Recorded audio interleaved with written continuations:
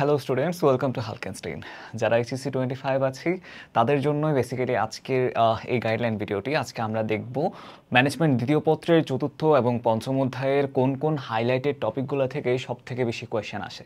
So চলো শুরু করা যাক। প্রথমেই চ্যাপ্টার 4, যেটা হচ্ছে কি সংগঠিতকরণ বা সংগঠন।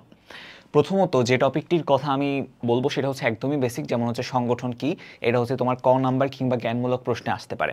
তার পাশাপাশি হচ্ছে সংগঠন প্রক্রিয়ার বিভিন্ন পদক্ষেপ।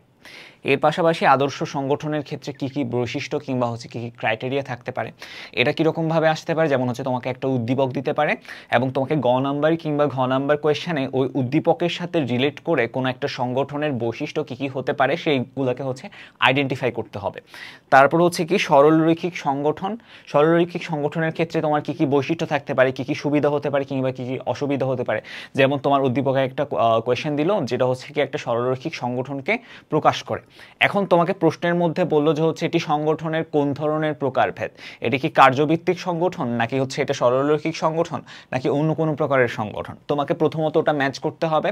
ম্যাচ করার ক্ষেত্রে উদ্দীপকে যে ক্রাইটেরিয়া কিংবা বৈশিষ্ট্যগুলো দেওয়া থাকবে ওই বৈশিষ্ট্যগুলোর সাথে যদি মনে করো তোমার সরলরৈখিক সংগঠনের বৈশিষ্ট্যের মিল আছে তাহলে সেক্ষেত্রে সেটা হবে সরলরৈখিক। যদি মনে করো কার্যভিত্তিক সংগঠনের মিল থাকে তাহলে সেটা হবে কি কার্যভিত্তিক সংগঠন। এখন ওই জিনিসটা তোমাকে আইডেন্টিফাই করে প্রথমে উদ্দীপকের যে কনসেপ্টটা লিখেছে তার সাথে মিল রেখে প্রথমে বলতে হবে যে এটা কোন ধরনের সংগঠন, তারপর তোমাকে বৈশিষ্ট্যগুলো ম্যাচ করে একটার পর একটা সুন্দর করে পয়েন্ট আকারে সাজাতে হবে। এভাবেই তোমার গ নাম্বার কিংবা ঘ নাম্বার কোয়েশ্চেনটা আনসার করতে হবে। তারপরে যেটা বলছি সেটা হচ্ছে কি সংগঠন কাঠামোর প্রকারভেদ, তারপর সরলরৈখিক সংগঠন বৈশিষ্ট্য সুবিধা। এরপরে যেটা আসে সেটা সরলরৈখিক এবং পদস্থকর্মী সংগঠন, এদের বৈশিষ্ট্য প্লাস এদের সুবিধা। লাস্টলি কার্যভিত্তিক সংগঠন, কার্যভিত্তিক সংগঠনের ক্ষেত্রে কি কি বৈশিষ্ট্য আছে এবং কি কি সুবিধা আছে। এই তিনটা পার্ট থেকেই সব থেকে বেশি কোয়েশ্চেন আসতে দেখা যায়। এরপরে কি কমিটি, বৈশিষ্ট্য, সুবিধা, এইগুলা সব কিছু মিলাই আমার অধ্যায় 4। এখন এই অধ্যায় 4 থেকে বেসিক্যালি যে কোয়েশ্চেনগুলো আসে সব থেকে মোস্টলি আসে সেটা কি এই প্রকারভেদটা থেকে। প্রকারভেদটা থেকে যে কোনো একটা প্রকার ওরা বেছে নেয়, ওই প্রকারের একটা বৈশিষ্ট্যের সাথে মিল রেখে একটা উদ্দীপক দেয় এবং তোমাকে বলবে যে গ নাম্বারে এটা কোন ধরনের সংগঠন এবং এই সংগঠনের ক্ষেত্রে কি কি পরিবর্তন আনলে সেটি আরও কার্যকর ভূমিকা পালন করতো কিংবা কোম্পানি বা অর্গানাইজেশন বা প্রতিষ্ঠানের উন্নয়নে সেটি আরও গুরুত্বপূর্ণ ভূমিকা পালন করতো। সো এইগুলাই জাস্ট তোমার এই টাইপের কোয়েশ্চেনগুলাই আসতে পারে। ঠিক আছে, এবার আসি লাস্ট আরেকটা, সেটা ম্যাট্রিক্স সংগঠন, বৈশিষ্ট্য এবং সুবিধা, যেটা আমি এখানে লিখি নাই। ম্যাট্রিক্স সংগঠনের ক্ষেত্রে তোমার কি কি বৈশিষ্ট্য থাকতে পারে এবং কি কি সুবিধা অসুবিধা থাকতে পারে সেটা বইতে সুন্দর করে দেওয়া আছে। ওখান থেকে ভালো মতো জাস্ট জিস্ট বা মূল ভাব যেটা আছে সেটাকে লিখে নিবা বা সেটাকে নোট করবা বা সামারাইজ করবে, যাতে পরীক্ষার আগের রাতে ওই শর্ট নোটটা দেখে তুমি যেতে পারো, যাতে তোমার অতিরিক্ত সময় নষ্ট হয়। ম্যানেজমেন্টের ক্ষেত্রে আমরা সবসময় একটা কথাই বলি, এটি কিন্তু তোমার থিওরিটিক্যাল একটা কোর্স। থিওরিটিক্যাল কোর্সের ক্ষেত্রে স্টুডেন্টরা সবাই যে ভুলটা করে সেটা তারা মনে করে তারা পরীক্ষার খাতায় যা আছে সব বানায় লিখবে, আলটিমেটলি দেখা যায় যে তাদের আনসারটাও ওরকমই হয়। কিন্তু তুমি যদি জাস্ট মূল ভাবটা জানো, যেমন এই যে সংগঠনের প্রকারভেদ বললাম, তুমি যদি তার বৈশিষ্ট্যটা জানো এবং সেটার সাথে মিল রেখে যদি নিজের কনসেপ্ট প্লাস বইয়ের কনসেপ্ট প্লাস উদ্দীপকের সাথে মিলিয়ে সুন্দর করে যদি গুছিয়ে আনসারটা করতে পারো তাহলে সেখানে তোমার নাম্বার কাটার কোনো স্কোপ আমি দেখছি না। ঠিক আছে, তারপর আসি পঞ্চম অধ্যায়, যেটা কি কর্মী সংস্থান। কর্মী সংস্থানের ক্ষেত্রে কি কি ইম্পর্টেন্ট টপিক আছে, যেমন প্রথমে কি কর্মী সংস্থান কি, এটা একদমই বেসিক কোয়েশ্চেন, এটা জ্ঞানমূলকে আসতে পারে। তারপর কি কর্মী সংস্থান প্রক্রিয়ার বিভিন্ন পদক্ষেপ সমূহ। তারপর আসে তুমি কর্মী সংস্থান করছো, এরপরের ধাপটা কি কর্মী সংগ্রহ, তুমি কোত্থেকে কর্মী সংগ্রহ করছো, কর্মী সংগ্রহের উৎস, তারপর কর্মী সংগ্রহ প্রক্রিয়ার পদক্ষেপ। এই যে আমাদের বড় বড় এমএনসি গুলো আছে কিংবা আমাদের দেশীয় যে অর্গানাইজেশনগুলো আছে, যেমন bKash, BAT, British American Tobacco, Unilever, এরা কিভাবে এমপ্লয়ি হায়ার করে বা কর্মী সংগ্রহ করে, তারা প্রথমে একটা বিজ্ঞাপন দেয়।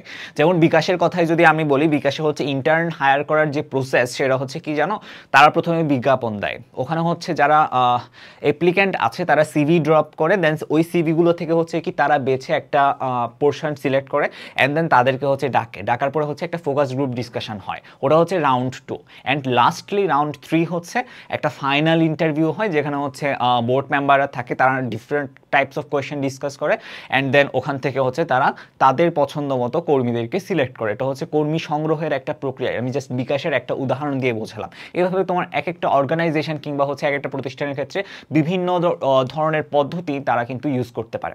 সো এটাই বললাম যে হচ্ছে কি কর্মী সংগ্রহ প্রক্রিয়ার বিভিন্ন পদক্ষেপ, তারপর হচ্ছে কর্মী সংগ্রহের উৎস, কোত্থেকে কর্মী নিচ্ছে, এটাও কিন্তু খুবই গুরুত্বপূর্ণ একটা পার্ট। তারপর হচ্ছে কি কর্মী সংগ্রহের অভ্যন্তরীণ এবং বাহ্যিক যে উৎসগুলো আছে, কর্মী সংগ্রহের অভ্যন্তরীণ উৎস থাকতে পারে, বাহ্যিক উৎস থাকতে পারে, কিন্তু এই দুইটা উৎসের মধ্যে কি কি সুবিধা থাকতে পারে বা কি কি অসুবিধা থাকতে পারে সেগুলা।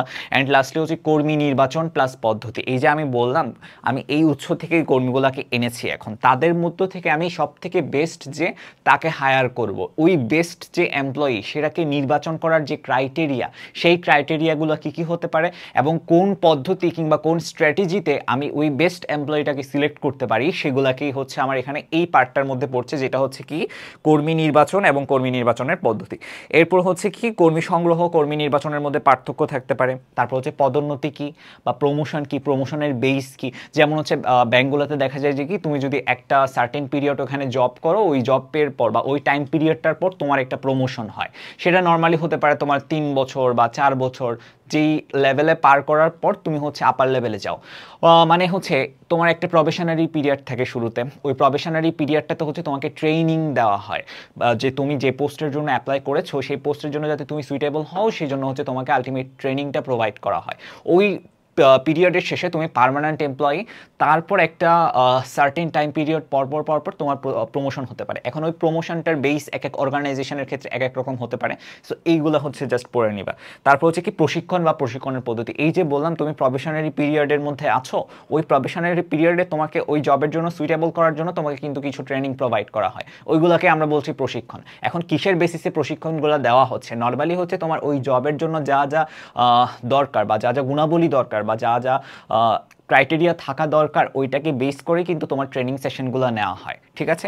অ্যান্ড লাস্টলি হচ্ছে কি এই মূলত টপিকগুলাই আমার কর্মী সংস্থানের ক্ষেত্রে হচ্ছে সব থেকে ইম্পর্টেন্ট টপিক।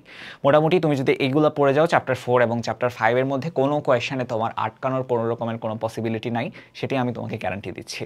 লাস্টলি একটা কথা বলবো, সেটা হচ্ছে কি ঘাবড়ানোর কোনো কিছু নাই, কম সময় সমস্যা নাই, কম সময়টাকে তুমি ইফেক্টিভলি ইউজ করো, তাহলেই তোমার সব থেকে ভালো রেজাল্ট এনশিওর হবে। তোমাদের জন্য সবার জন্য শুভকামনা, অল দ্য বেস্ট। আজকে গাইডলাইন ভিডিও এখানেই শেষ করছি।